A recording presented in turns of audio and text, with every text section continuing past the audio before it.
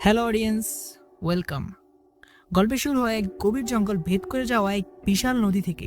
Jeff নামের এক লোক তার কয়েকজন সঙ্গীকে নিয়ে সেই নদীর বুক দিয়েই এগিয়ে চলছে। তাদের কাজ হলো সাপ ধরে শহরে বিক্রি করা। তবে আজ তারা যে এলাকার দিকে যাচ্ছে সেটি ছিল এক অভিশপ্ত জায়গা।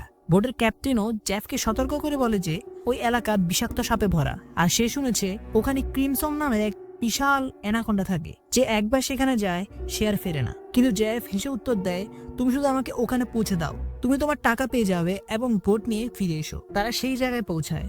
বোটের ক্যাপ্টেন জ্যাফের কাছে আরো বেশি টাকা দাবি করে, কারণ এই বিপজ্জনক জায়গায় আসাটা খুব ঝুঁকিপূর্ণ কাজ ছিল। জ্যাফ রাজি হয়ে যায় এবং পকেট থেকে টাকা বের করে তাকে দেয়। কিন্তু ক্যাপ্টেন যেই টাকাটা নেওয়ার জন্য হাত বাড়ায়, জ্যাফ ইচ্ছে করে টাকাগুলো নিচে ফেলে দেয়। ক্যাপ্টেন হাসি মুখে টাকা তুলতে ঝুঁকতেই জ্যাফ তার গলায় ছুরি ঢুকিয়ে দেয় এবং তাকে খুন করে ফেলে। শুধু তাই নয়, সে নির্মমভাবে তার গলা কেটে মাথাটা নদীর জলেই ছুঁড়ে ফেলে দেয়। নদীর তীরে দাঁড়িয়ে থাকা জ্যাফের দুই সঙ্গী এই দৃশ্য দেখে ভয়ে কাঠ হয়ে যায়। জ্যাফ তাদের কাছে এসে হুমকি দেয়, যদি তোমরা আমার সাথে বেইমানি করার চেষ্টা করো তাহলে তোমাদেরও এই একই হাল হবে। এরপর তারা জঙ্গলের গভীরে গিয়ে এক জায়গায় সাপের এক বিশাল মূর্তি দেখতে পায়। জ্যাফ বলে, তাহলে ক্রিমসন অ্যানাকোন্ডা গল্পটা সত্যি ছিল। অন্যদিকে জ্যাফের সঙ্গীরা অনেক ছোট সাপ পেয়ে খুশিতে লাফিয়ে ওঠে। কিন্তু জ্যাফের এসব ছোট সাপে কোনো আগ্রহ ছিল না।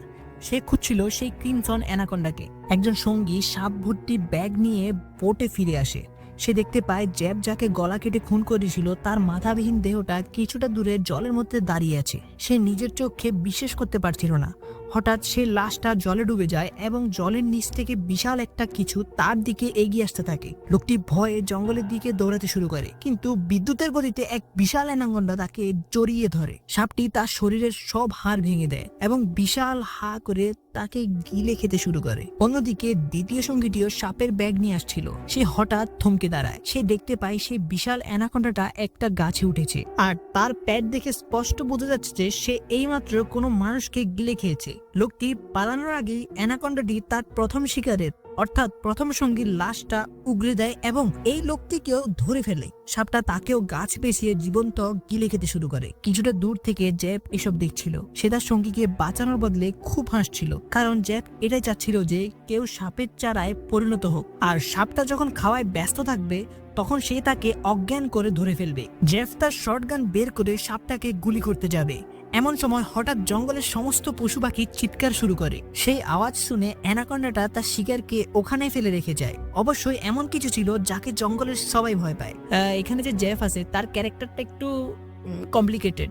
মানে ও একদম একদম স্বার্থপর আর একটু লুচ্চে টাইপের দেখতে আমার মতো। যাই হোক, তোমরা সামনে গেলে ক্যারেক্টারটাকে ফিল করতে পারবা। So let's continue. দৃশ্য পাল্টে যায়। আমরা একটি সার্কাস শো দেখি যা প্রায় বন্ধ হওয়ার পথে।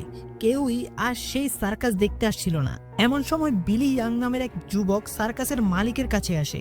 সে এক সুটকেস ভর্তি টাকা দিয়ে সার্কাসের সব লোককে কিনে নেয়, কারণ সে সেই থাইল্যান্ডে এক নতুন সার্কাস খোলার চিন্তা ভাবনা করছিল। সার্কাসের লোকেরা বিলি ইয়াংকে দেখে অবাক হয়ে যায়, কারণ কয়েক বছর আগেও বিলি খুব গরিব ছিল এবং তাদের সাথে কাজ করত, কিন্তু সে হঠাৎ কিভাবে এত ধনী হলো তা কেউ জানতো না। পরদিন সকালে বিলি ইয়াং সবাইকে নিয়ে বোটের মাধ্যমে থাইল্যান্ডের উদ্দেশ্যে রওনা হয়। যেহেতু বিলি তাদের কিনে নিয়েছে, তাই সবাই তার কথা মতো বোটে উঠতে শুরু করে। রাস্তায় বিলি বাথরুমে লুকিয়ে কাউকে ফোন করে বলে, ডেলিভারি তৈরি আছে, আমি জলদি ওদের নিয়ে তোমার কাছে পৌঁছে যাব। বিলির কথা থেকে বোঝা যায় যে সে বোটের লোকজনের সাথে খুব খারাপ কিছু করতে চলেছে। কিছু দূর যাওয়ার পর তারা দেখে নদীর পথ বন্ধ। অনেক কাঠ আর কন্টেইনার দিয়ে কেউ রাস্তা আটকে দিয়েছে। বোটের ক্যাপ্টেন বলে, আমরা অন্য রাস্তা দিয়ে যেতে পারি, কিন্তু তাতে থাইল্যান্ড পৌঁছাতে অনেক দেরি হয়ে যাবে। বিলি এতে রাজি হয় না। সেই ক্যাপ্টেনকে হুমকি দেয়, যাই হোক আমাদের সময় মতো থাইল্যান্ডে পৌঁছাতেই হবে। আমি শো এর জন্য অগ্রিম টাকা নিয়ে নিয়েছি। শো না করতে পারলে আমরা সর্বশান্ত হয়ে যাব। ক্যাপ্টেন বলে, যদি লম্বা পথে না যেতে চাও তাহলে একটাই উপায় আছে, আমরা এই কন্টেনারগুলো বোম দিয়ে উড়িয়ে দেব। বিলি এতে রাজি হয়ে যায়, কিন্তু তারা জানতো না যে তারা কত বড় ভুল করতে চলেছে। তারা কন্টেনারে বোম লাগিয়ে রিমোট দিয়ে উড়িয়ে দেয়। রাস্তা তো পরিষ্কার হয়ে যায়, কিন্তু বিস্ফোরণের ফলে হাজার হাজার সাপ তাদের বোটের উপর এসে পড়ে। আসলে ওই কন্টেনারগুলো সাপে ভর্তি ছিল। ভয়ে সবাই ছুটাছুটি শুরু করে। পুরো বোট সাপে ভরে যায় এবং সাপগুলো সবাইকে কামড়াতে শুরু করে। ল্যানি নামের একটি মেয়ে সাহসিকতার সাথে পাইপ দিয়ে জোরে জল স্প্রে করে অনেক সাপকে জলে ফেলে দেয়। গাইজ, এখানে ল্যানিকে তোমাদের কেমন লাগছে? আরে বাপরে, ল্যানি তো কিউট থেকেও কিউট। যাই হোক, বিলি ইয়াং ভয়ে বাথরুমে লুকিয়ে পড়ে, কিন্তু বাথরুমের ছাদ ভেঙে তার উপর এক গাদা সাপ এসে পড়ে। বিলি বাঁচার জন্য নদীতে ঝাঁপ দেয় এবং সাঁতরে তীরে পৌঁছায়, কিন্তু সেখানেও এক কিং কোবরা তার সামনে পনা তোলে। কোবরাটি তাকে কামড়ানোর আগে এক ব্যক্তি সে সাপটিকে পা দিয়ে পিষে মেরে ফেলে এবং বিলির প্রাণ বাঁচায়। এই লোকটি আর কেউ নয়, সে ছিল জেফ। বিলি কৃতজ্ঞতাবশত জ্যাককে নিজের বোটে নিয়ে আসে।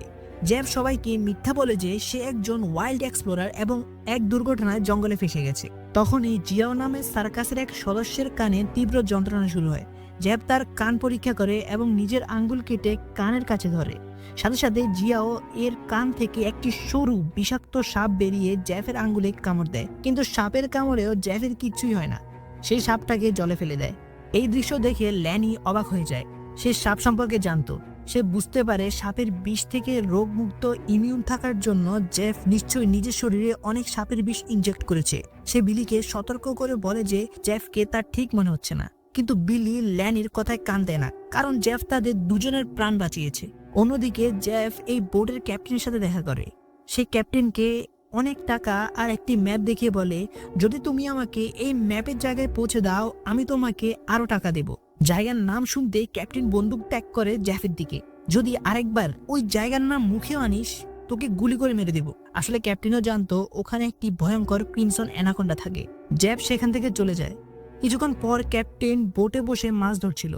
হঠাৎ কেউ তার ছিপটা জলের নিচ থেকে জোরে টানে। ক্যাপ্টেন ছিপটা তোলার জন্য ঝুঁকতেই কেউ তাকে টেনে জলের নিচে নিয়ে যায়। এই কাজটা জ্যাফই করেছিল। ক্যাপ্টেনকে মারার পর জ্যাফ হালায় তার লাশটাকে অ্যানাকোন্ডাকে ডাকার জন্য চারা হিসেবে ব্যবহার করে। কিছুক্ষণ পর সবাই ক্যাপ্টেনকে খুঁজতে থাকে, কিন্তু কোথাও পায় না। ল্যানির সন্দেহ জ্যাফের উপরেই পড়ে। সে জ্যাফকে জিজ্ঞেস করে, ক্যাপ্টেন কোথায়? জ্যাফ উত্তর দেয়, আমি জানি না, এটা জঙ্গল, এখানে মানুষ হারিয়ে যাওয়াটাই স্বাভাবিক। তখনই পুরো জঙ্গল অদ্ভুতভাবে শান্ত হয়ে যায়। সব পশু পাখি চিৎকার করে পালাতে শুরু করে। তারা জলে এক অদ্ভুত আলোড়ন শুনতে পায়। জ্যাফ খুশি হয়ে বলে, কিছু একটা বড় জিনিস আসতে চলেছে।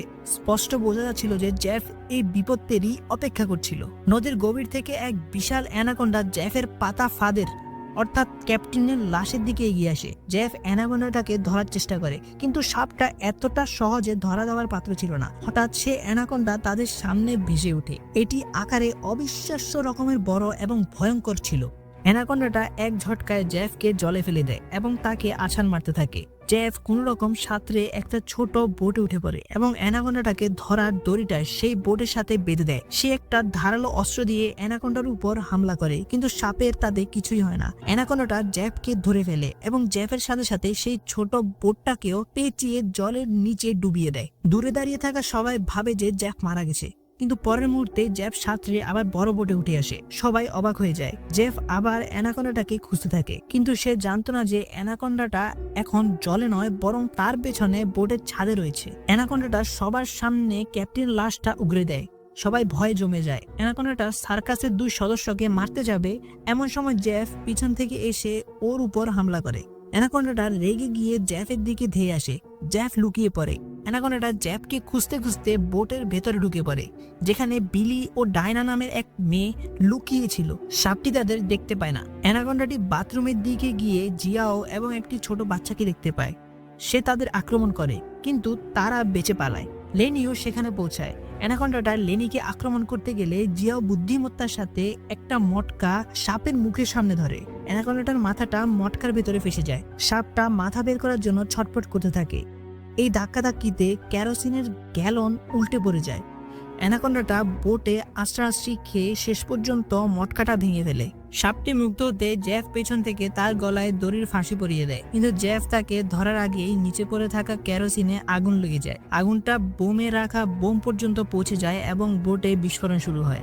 বোটের সবাই বাঁচার জন্য জলে ঝাঁপ দেয়, কিন্তু জ্যাফ অ্যানাকোন্ডার সাথে দড়িতে বাঁধা ছিল, তাই সে পালাতে পারে না এবং আগুনেই পুড়ে মারা যায়। সবাই এমনটাই ভাবে। ওরা সবাই কোনো ক্রমে সাঁতরে নদীর তীরে পৌঁছায়। বিলি ইয়াং জাহাজটাকে জ্বলতে দেখে কাঁদতে শুরু করে, কারণ তারা আর সময় মতো থাইল্যান্ড পৌঁছাতে পারবে না। ল্যানি বুঝতে পারে যে এই সব কিছুর জন্য জ্যাফই দায়ী। সে জ্যাফকে দোষারোপ করে, কিন্তু তখনই জ্যাফ ও জল থেকে উঠে আসে। সে বেঁচে গিয়েছিল। জ্যাফ বলে, তোমরা কি জানো এই একটা অ্যানাকোন্ডার দাম কত ছিল? যদি তোমরা আমাকে এটা ধরতে সাহায্য করতে, তাহলে আজ আমরা সবাই কোটিপতি হতাম। টাকার কথা শুনে বিলি ইয়াং এর চোখ ঝকঝক করে ওঠে। সে থাইল্যান্ড যাওয়ার পরিকল্পনা বাতিল করে জেফের কাছে ছুটে যায় আর বলে, আমি তোমার সাথে আছি, বলো কি করতে হবে। বিলি, টাকা যেখানে আমিও সেখানে। জেফ একটি ম্যাপ বের করে দেখায় আর বলে, যদি তোমরা আমাকে সাহায্য করো তাহলে এই ম্যাপের সাহায্যে আমি তোমাদের 1-2 দিনের মধ্যেই থাইল্যান্ড পৌঁছে দেব। বিলি এবং বাকিরা রাজি হয়ে যায়, কিন্তু ল্যানি জেফকে বিশ্বাস করছিল না। ঠিক তখনই সার্কাসের একটা মেয়ের শরীর খারাপ হতে শুরু করে। বিলি দেখে মেয়েটার কাঁধে একটি বিষাক্ত মাকড়সা কামড়েছে। জেফ বলে, এর ওষুধ আমার কাছে আছে, কিন্তু সেটা আমার বোটে রাখা। যদি ওকে বাঁচাতে চাও তাহলে আমার সাথে আমার বোট পর্যন্ত যেতে হবে। ল্যানি অনিচ্ছা সত্ত্বেও রাজি হতে বাধ্য হয়। কয়েক ঘন্টা হাঁটার পর একজন জল খেতে গেলে জেফ তাকে থামিয়ে দেয়। সে বলে, এখানকার জল একদম খাবে না। এই জলে এমন পোকা আছে যা মানুষের শরীরে ঢুকে এমন তৃষ্ণার জায়গায় যে সে জল খেতে খেতে নিজেকে জলেই ডুবিয়েই মেরে ফেলে। রাস্তায় খিদে পেলে জেফ একটা সাপ ধরে সেটাকে পুড়িয়ে সবাই মিলে খায়। রাতে তারা একটা গুহায় আশ্রয় নেয়। জেফ তার ম্যাপ দেখছিল।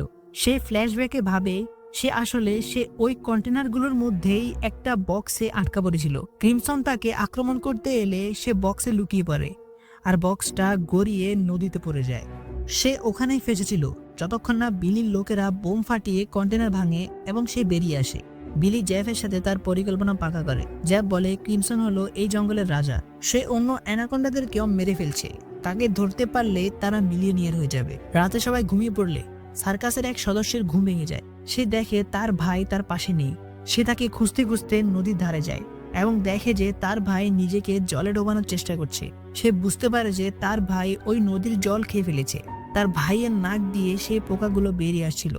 তার চোখের সামনে তার ভাই জলে ডুবে মারা যায়। পরদিন সকালে তারা আবার হাঁটা শুরু করে। এক জায়গায় তাদের একটা নদী পার হতে হয়। তারা জলে নামতে ভয় পাচ্ছিল, কিন্তু কোনো উপায় ছিল না। জলে নামার পরে তারা দেখে যে একদল অ্যানাকোন্ডা তাদের ঘিরে ফেলেছে। রাতে যার ভাই মারা গিয়েছিল সে ভয়ে পিছনে ছিল। একটা অ্যানাকোন্ডা তাকে আক্রমণ করে জলে টেনে নিয়ে যায়। ল্যানি তাকে বাঁচাতে গিয়েও পারে না। অবশেষে তারা জেফের বোটে পৌঁছায়। জেফ কথা মতো মেয়েটিকে মাকড়সার বিশেষ অ্যান্টিডোট দেয়। থাইল্যান্ড এখান থেকে খুব বেশি দূরে ছিল না, কিন্তু যখন তারা রওনা হতে যায় জেফ তাদের থামিয়ে দেয়। জেফ আসলে তাদের চারা হিসেবে ব্যবহার করার জন্যই এখানে এনেছিল। জেফ বলে, আমি কথা রেখেছি, এবার তোমাদের কথা রাখার পালা। জেফ আর বিলি বন্দুক আর ছুরি বের করে। বিলি ইয়াং হাসতে হাসতে তার আসল পরিকল্পনা ফাঁস করে দেয়। সে বলে, আরে বোকার দল, আমি তোমাদের থাইল্যান্ড সার্কাস দেখাতে নিয়ে যাচ্ছিলাম নাকি? আমি তোমাদের সবার শরীরের অঙ্গ বিক্রি করে কোটিপতি হওয়ার প্ল্যান করছিলাম, কিন্তু এখন প্ল্যান চেঞ্জ। এই অ্যানাকোন্ডাটা তোমাদের অঙ্গের চেয়েও অনেক বেশি দামি। জেফ আর বিলি সার্কাস টিমের 2 সদস্যকে দড়ি দিয়ে বেঁধে সাপের চারা বানায়। জেফ একটা মেয়ের সাথে অসভ্যতা শুরু করে। মেয়েটি চালাকি করে জেফের সাথে ভালো ব্যবহার করার ভান করে এবং সুযোগ বুঝে জেফের পকেট থেকে বন্দুক বের করে তার দিকে তাক করে, কিন্তু মেয়েটি বন্দুকের লক খুলতে জানতো না। জেফ রেগে গিয়ে বন্দুকটা কেড়ে নেয়। ঠিক তখনই ল্যানি একটি ভাঙা কাঁচ দিয়ে জেফের পেটে আঘাত করে। জেফ ল্যানিকে ধাক্কা মেরে ফেলে দেয়। অন্য মেয়েটিও জেফকে আক্রমণ করে। এই দস্তাদস্তির মধ্যে একটি গুলি চলে, কিন্তু কার গায়ে লেগেছে তা বোঝা যায় না। অন্যদিকে বিলি ইয়াং চারা হিসেবে বাঁধা লোক দুটোর দিকে তাকিয়ে অ্যানাকোন্ডার অপেক্ষা করছিল। সে খেয়ালই করেনি যে ঠিক তার উপর থেকে আরেকটি অ্যানাকোন্ডা তাকে আক্রমণ করার জন্য তৈরি হচ্ছে। সাপটা বিলিকে ধরে নিয়ে চলে যায়। বিলির হাত থেকে দড়ি ছুটে গিয়ে ফাঁদের জালটা ওই 2 সদস্যের উপর পড়ে, ফলে তারা বেঁচে যায়। এখানে ল্যানি একটি বড় কাঠ দিয়ে জেফের মাথায় আঘাত করে তাকে বেহুঁশ করে দেয়। তারা দুজনকে জাল থেকে মুক্তি করে, কিন্তু দুর্ভাগ্যবশত জেফের জ্ঞান ফিরে আসে। সে তাদের দিকে এগোতে থাকে। ঠিক তখনই একটি বড় অ্যানাকোন্ডা এসে জেফকে ধরে নিয়ে যায়। সবাই ভাবে জেফ মারা গেছে। তারা জেফের বোটে উঠতে শুরু করে, কিন্তু তাদের একজন সাথী চলতে পারছিল না। ধস্তাধস্তির সময় গুলিটা তার গায়ে লেগেছিল। মেয়েটি সেখানেই মারা যায়। বাকিরা বলতে এখানে শুধু ল্যানি, জিয়াও আর বাচ্চাটির কথাই বলা হচ্ছে। তারা 3 জন বোট নিয়ে এগোতে থাকে। হঠাৎ জিয়াও এর ঘাড়ে কিছু একটা এসে লাগে। সে দেখে ওটা একটি ট্রাঙ্কুলাইজার ডার্ট। জিয়াও বেহুঁশ হয়ে যায়। আর এই কাজটা জেফেরই ছিল। সে অ্যানাকোন্ডার হামলা থেকেও বেঁচে গিয়েছিল এবং সাপটাকেও মেরে ফেলেছিল। জেফ ওই 3 জনকে ধরে অ্যানাকোন্ডার চারা হিসেবে বেঁধে ফেলে। সে তাদের চারপাশে ধারালো লোহার তার লাগিয়ে দেয় এবং রক্ত ছিটিয়ে দেয়। এরপর সে ফাঁদের দড়ি ধরে দূরে দাঁড়িয়ে থাকে। কিছুক্ষণের মধ্যে রক্তের গন্ধে অনেক অ্যানাকোন্ডা চলে আসে। তারা 3 জন ভয়ে কাঁপতে থাকে, কিন্তু তখনই আবার জঙ্গলের সেই অদ্ভুত আওয়াজ শুরু হয়। সব পশু পাখি এবং ছোট অ্যানাকোন্ডাগুলো কাউকে দেখে পালাতে শুরু করে। তখন সেখানে আসে ক্রিমসন অ্যানাকোন্ডা। সে ছিল কল্পনার থেকেও বেশি বিশাল এবং ভয়ঙ্কর। সে সেখানে থাকা শেষ সাপটিকে এক আঘাতেই মেরে ফেলে। জ্যাফ দূরে দাঁড়িয়ে ক্রিমসনকে দেখে উল্লসিত হয়ে ওঠে। ক্রিমসন ওই তিনজনকে খাওয়ার জন্য মুখ খুলতেই জ্যাফ ফাঁদের দড়ি টেনে দেয়। ক্রিমসন জালে ফেসে যায়। সে ছাড় পাওয়ার জন্য ছটফট করতে থাকে, কিন্তু যখন সে বুঝতে পারে যে জাল ছিঁড়বে না, সে তার ধারালো দাঁত দিয়ে দড়িটাই কেটে ফেলে। জ্যাফ দড়ি ধরে তাকে আটকানোর চেষ্টা করে, কিন্তু সাপের শক্তির কাছে সে কিছুই ছিল না। দড়ির টানে জ্যাফ দুটো গাছের মাঝখানে ফেসে যায়। ক্রিমসন এই সুযোগে জ্যাফের দিকে এগিয়ে আসে এবং তাকে পেঁচিয়ে ধরে হাড় ভাঙতে শুরু করে।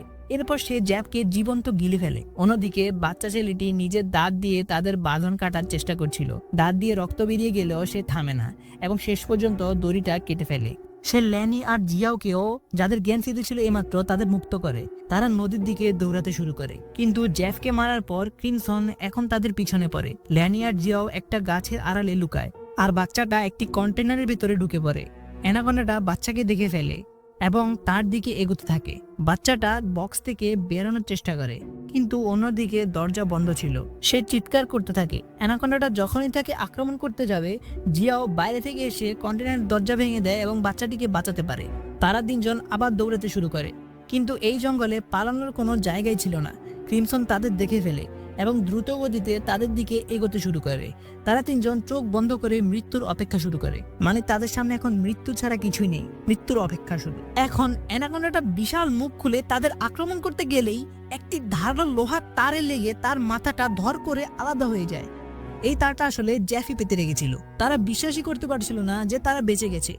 ক্রিমসন অ্যানাকোন্ডার মৃতদেহকে পিছনে ফেলে ওই তিনজন সেই অভিশপ্ত জঙ্গল থেকে বেরিয়ে পড়ে। আর এভাবেই এই ভয়ঙ্কর গল্পের সমাপ্তি হয়। সো গাইস, কেমন লাগলো আজকের এই এক্সপ্লেনেশন? আর লেনিকে কেমন লেগেছে সেটা অবশ্যই বলবে। আর জ্যাফ হালায় মরার পরেও এই অ্যানাকোন্ডাটাকে মারতে সক্ষম হয়েছে। That's I like that guy in this movie most. তোমাদের কোন ক্যারেক্টারটা সবচেয়ে ভালো লেগেছে কমেন্টে জানাবে। আর যারা শেষ পর্যন্ত এতটুকু চলে এসেছ, তাদেরকে অসংখ্য অসংখ্য অসংখ্য ধন্যবাদ।